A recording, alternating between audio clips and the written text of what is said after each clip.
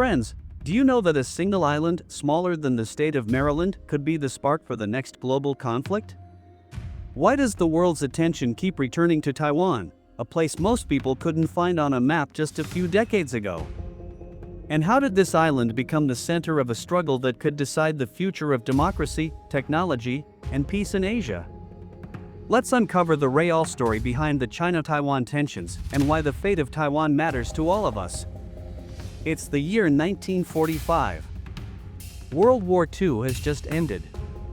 The world is exhausted, cities lie in ruins, and new powers are rising.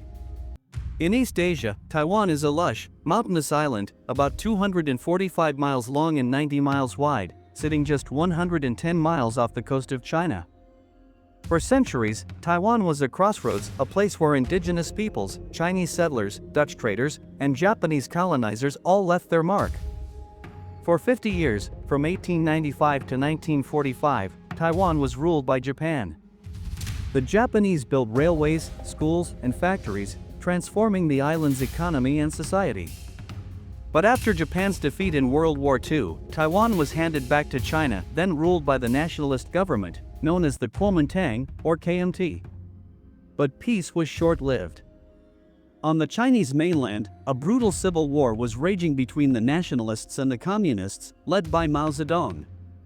By 1949, the communists had won. The nationalist government, led by Chiang Kai-shek, fled to Taiwan, bringing with them nearly 2 million soldiers, officials, and refugees. Suddenly, Taiwan became the last stronghold of the Republic of China, while the People's Republic of China was proclaimed in Beijing. From that moment, two rival governments claimed to be the true rulers of all China, one on the mainland, one on the island. But why does this matter so much? Why has the world never been able to move on from this unfinished civil war? To answer that, we need to understand the geography, the politics, and the people of Taiwan. Taiwan is a natural fortress. Its rugged mountains and narrow straits make it hard to invade. Its location right at the edge of the Pacific makes it a strategic prize for anyone who wants to control East Asia. And over the decades, Taiwan has become much more than just a leftover from a civil war. It's become a symbol, a test case for democracy, identity, and the balance of power in the 21st century. But the story doesn't end with two governments glaring at each other across the Taiwan Strait. In the early years, both sides prepared for war. The nationalists in Taiwan dreamed of retaking the mainland. The communists in Beijing vowed to liberate Taiwan. The world watched nervously. The United States, fearing the spread of communism, sent its navy to patrol the Taiwan Strait. In 1954 and 1958, artillery duels erupted on tiny islands just off the Chinese coast, Quemoy and Matsu. Shells rained down, civilians fled, and the world held its breath, fearing that a spark in the Taiwan Strait could ignite World War III. But the real turning point came in the 1970s. The United States, seeking to open relations with China and counter the Soviet Union, made a fateful decision. In 1971, the United Nations recognized the People's Republic of China as the legitimate government of China, pushing Taiwan out of the global spotlight. By 1979, the US had switched diplomatic recognition from Taipei to Beijing. For Taiwan, it was a devastating blow. Suddenly, it was isolated, no longer recognized as a country by most of the world. But Taiwan didn't disappear.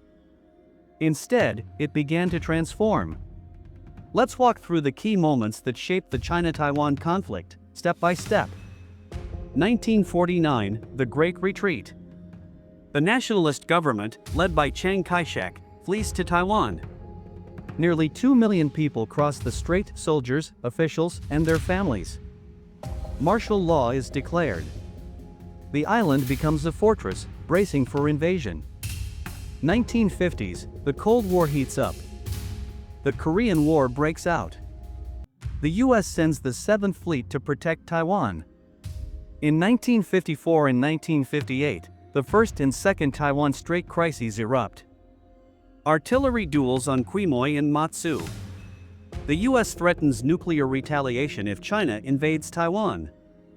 The world teeters on the edge of nuclear war. 1960s, 1970s, diplomatic isolation. Most countries recognize the People's Republic of China, not Taiwan. Taiwan is expelled from the United Nations in 1971. The US switches diplomatic recognition in 1979, but passes the Taiwan Relations Act, promising to help Taiwan defend itself. 1980s, the Quiet Revolution. Taiwan begins to change from within. Martial law is lifted in 1987 after 38 years. Political parties are legalized. The first direct presidential election is held in 1996. 1995 to 1996, the Third Taiwan Strait crisis. China fires missiles near Taiwan to intimidate voters ahead of the first direct presidential election. The US sends 2 aircraft carrier groups to the region, a clear warning to Beijing. 2000s, a new identity emerges. Taiwan's democracy flourishes. A new generation grows up with a distinct Taiwanese identity. Tensions rise as some leaders push for formal independence. 2010s, 2020s, the tech powerhouse. Taiwan becomes the world's leading producer of advanced semiconductors. China ramps up military pressure, flying warplanes near the island almost daily. The world becomes more dependent on Taiwan's technology and more worried about its security. But behind the headlines and military maneuvers, there are real people caught in the crossfire of history. Imagine being a young Taiwanese student in the 1950s, growing up with air raid drills and the constant fear of invasion. Or an elderly veteran who remembers fleeing the mainland as a child, clutching a suitcase and a handful of memories. There are families divided by the strait, unable to visit loved ones for decades. There are business owners whose fortunes rise and fall with every new threat of war. And there are ordinary citizens who just want to live in peace yet find themselves at the center of a global tug-of-war. For many in Taiwan, identity is complicated. Are they Chinese? Taiwanese? Both? Or something entirely new? Despite decades of threats, Taiwan has survived and thrived. It's become one of Asia's most vibrant democracies, with free elections, a lively press, and a booming tech industry. But the shadow of conflict never disappears. China's military has grown stronger, and its leaders have made clear they will not tolerate independence for Taiwan. The US continues to sell weapons to Taiwan, but its promises are deliberately vague, leaving everyone guessing what would happen if war broke out. Meanwhile, the world depends on Taiwan's microchips, tiny pieces of silicon that power everything from smartphones to fighter jets. In recent years, tensions have reached new heights. Chinese warships and planes circle the island. World leaders issue warnings. And ordinary people prepare for the unthinkable. We are not seeking war. But we will defend our democracy, our way of life.